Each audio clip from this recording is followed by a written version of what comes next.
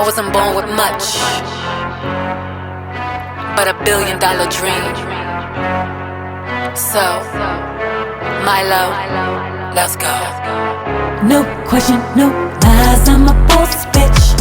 And I got, I'm a grind. Hey guys, it's your girl Phoenix Novell, and thank you for tuning into another Boss Bitch Tips episode.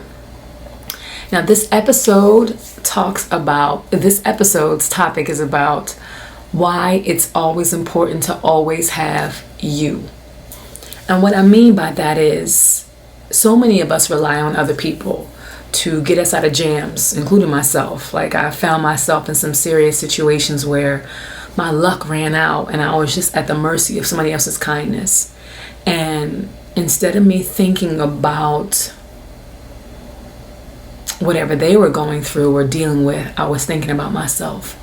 And a lot of times they would help me or whatever, but it wasn't because they really could. It was just because maybe they didn't want me to feel like, oh man, you ain't there for me. And sometimes we can do that. We put pressure on people to be there for us, and we don't think about what they're going through. Or maybe they need somebody else to help them out of a jam or something. So this video is basically the intention is to encourage people to take on the responsibility of taking care of yourself.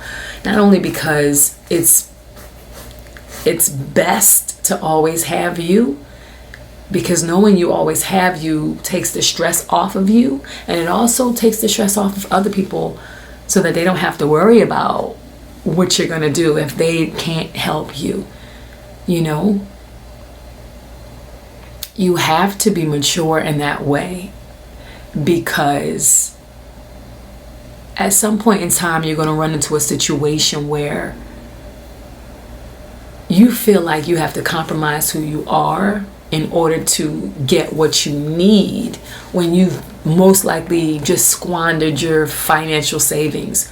And this isn't just about money, but it's predominantly about money, because it's usually money that we're relying on other people to give us. You know what I'm saying? Or, oh man, I need this, can you help me out? And I've done it. And even still, sometimes now I find myself like cutting it really close or mismanaging funds, and I'm just like, dag, even if people know you're going to give it back, what if they don't have it to give? What if they're in the same situation where it's like they got to hold on to their very last, and now you're calling them because they don't want to say no to you? Now they got to ask somebody else. See, you don't know. I remember one time I was trying to put together this artist showcase and dance competition when I was working in Thailand, and I spent all my money on promoting it. I didn't even intend on getting it back. Like, I was horrible when it came to that. I had a big ego. I wanted to prove that I could put together something and make money for this venue. And I remember that I didn't have any savings. I didn't have any money to pay for some posters that I needed, and I had to ask my roommate. I was like, look, can you please loan me a couple, like $100 or $200, and I'll pay you right back. She knew I was going to pay her back. But she said to me when she gave me the money, she said, if I don't have it, I can't help you. If I don't have it, I can't give it. And it stuck with me because it's true. If I don't have it, I can't help you. And not to say that, you know, I have to help you if I have it, but having it allows me to give without worrying about what's going to happen to me. You know, and having it allows me to be secure, to not have to ask you to help me. Now, when it comes to emotions, you know, sometimes we can be so emotionally dependent or reliant on other people that we don't know how to function when they're not around, or when they don't have time, or when they're going through something of their own that they may need somebody to help them through. But if we're always in the position of expecting others to be there for us, we don't really develop the skills to learn how to be there for other people.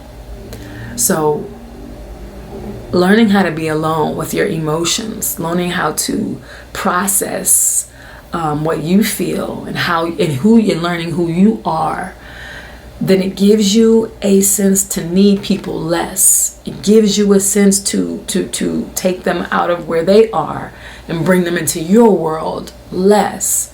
So that when you actually do meet people, you get to meet them halfway, opposed to consuming them with all that you are, because you need that affirmation and you need that validation and you need somebody to come into your world to heal you.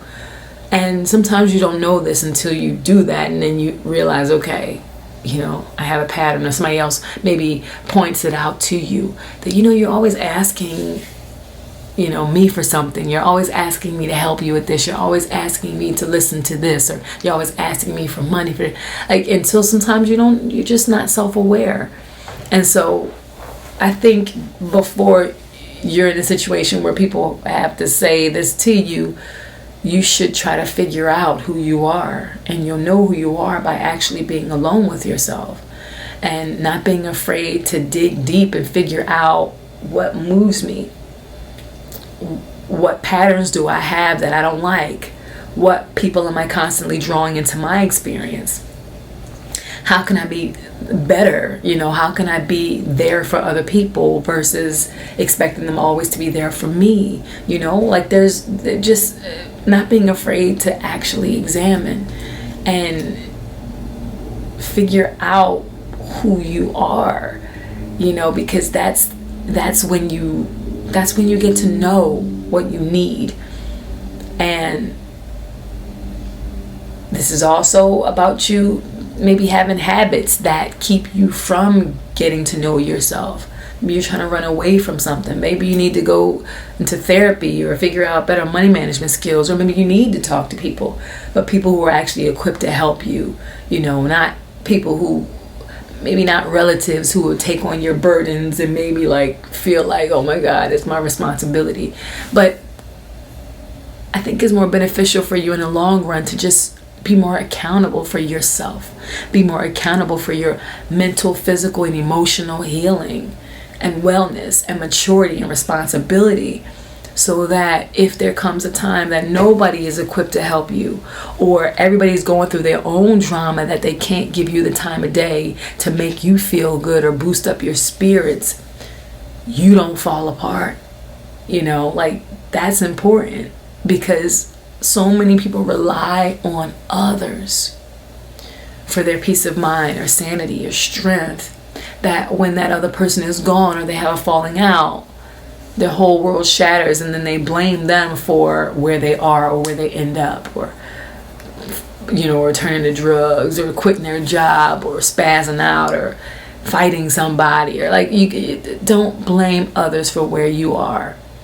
And on the other end, don't continuously enable others so as they don't develop the habit to rely on you and not develop the skills necessary to learn how to be self-sufficient. Having you is a gift. Having you takes so much stress off of you and others. You won't believe, how much, knowing that you have security in the bank, or that you went to therapy to deal with some issues that you need to deal with, or that you mended those fences, or that you learned how to better, deal with this issue, or speak to people, or you work through this, whatever. Just being in a position to say, I know I have this issue, I know I have this problem, but I'm working on it. Being in that place is so empowering, because it puts the power and control back in your hands, not just, well, I've always been this way. Well, my mom was like this, or my dad was like this, so I know it's just, you're not what happened to you. You're not what your mom and dad taught you or what they did. You are what you choose to do every single day consciously. And there's so much hope in that, because you can get better. You can learn to avoid certain habits that will always keep you going back to square one. So it comes with taking the time necessary to learn better skills, to learn about yourself, and to rectify the things you don't like. Otherwise, you will be repeating the same cycles over and over again. So again, it's your girl Phoenix Novell. I hope this helped. Again, focus on you. try to develop the skills necessary to always have you. If you know that this is your weakness, if you know that you're emotionally codependent, if you know that you're financially unstable, you have to, sooner than later, take the steps necessary to rectify those issues, because they don't just go away on their own. They might hide for a little bit or go to sleep, but they don't disappear. People don't just change, you know. There's a dormancy period that will happen that'll have you thinking that something is gone until it's not. Right? So once again, thanks guys for tuning in to another Boss Bitch Tips episode. If you have any topic ideas, if you have any even comments for that matter, email me at askthebaws@gmail.com, ASKTHEBAWSE @gmail.com. Peace out. Bye guys.